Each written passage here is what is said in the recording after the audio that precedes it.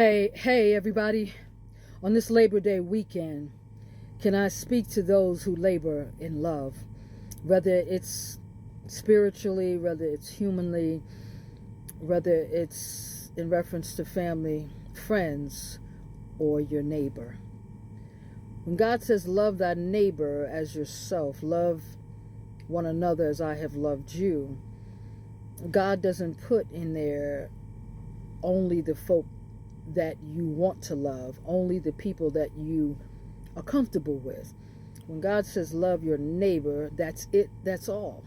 Your neighbor can be your gay neighbor, your neighbor can be your black neighbor, your neighbor can be your white neighbor, your neighbor can be your Indian neighbor, your neighbor can be your Latin neighbor, your neighbor can be your Asian neighbor, your neighbor can be a homeless person, your neighbor can be a disabled person, your neighbor can be someone who is challenged with their sight.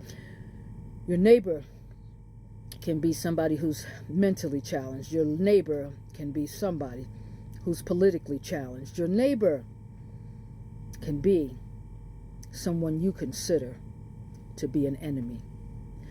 Folks, I think it's time for us to get back to the basics. Back to the basics spiritually, back to the basics humanly, back to the basics as it relates to truth and justice and doing right by each other.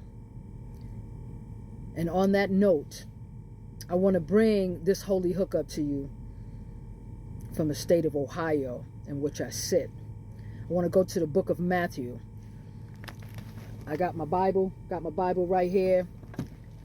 I encourage you, if you don't have one, to get you one. Get yourself one. Bless somebody with it for their birthday. Bless somebody with it in this giving season that will be upon us sooner than we realize. And don't be afraid of it. Don't be fearful of it. There's a lot of principles in this book that can be a blessing to anybody. This book is a book that's not a dead scroll. It's a very live book. It's not just something you pull off a shelf.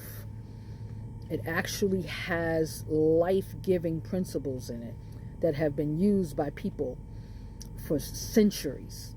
Okay? Millions and millions and trillions and billions of people. And it can bless your life. You don't have to believe everything in it. You don't have to believe the religious background or foundation that presented it. But when I tell you this book can be a blessing to you, because it's not just a book. It's a book that represents something that's very much alive, that created everything that is, that gave us all our natural resources. And we can pick and choose what name we choose to call it. Okay? But I'm going to read right now from the book of Matthew, chapter 5. Chapter 5, you get a chance, go and break bread with chapter 5 in the Bible. The Bible, the basic instructions before leaving earth.